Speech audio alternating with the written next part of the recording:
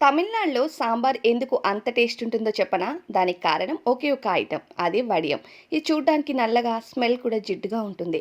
కానీ ఒక్కసారి పోపు పెడితే ఆ వాసన అద్దుర్సులా ఉంటుంది.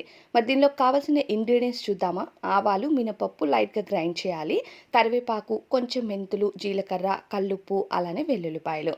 మెయిన్ ఇంగ్రీడియెంట్ వచ్చేసి ఆనియన్స్ అన్నమాట. పెద్ద ఆనియన్స్ కంటే చిన్న ఆనియన్స్ అయితే రుచి చాలా బావుంటుంది. ఆనియన్స్‌ని కచ్చాపచ్చాగా గ్రైండ్ చేసుకోవాలి. ఆ తర్వాత వెల్లుల్లిని కూడా బాగా క్లీన్ చేసి వీటిని కూడా కచ్చాపచ్చాగా దంచి పెట్టుకోవాలి.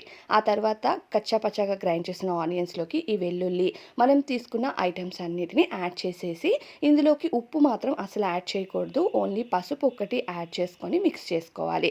ఆ తర్వాత ఎండలో పెడితే బాగా వాటర్ వస్తాయి. ఆ వాటర్ అబ్జర్వ్ అయ్యాక ఒక ప్లేట్‌లోకి ట్రాన్స్‌ఫర్ చేయాలి. కానీ ఈ వడియాన్ని ఎండాకాలం చేయాలి. మినిమమ్ 10 డేస్ అయినా ఆరబెట్టాలి. మీకు ఇక్కడ అర్థం కాకపోతే ఫుల్ వీడియోని కామెంట్ చేయండి.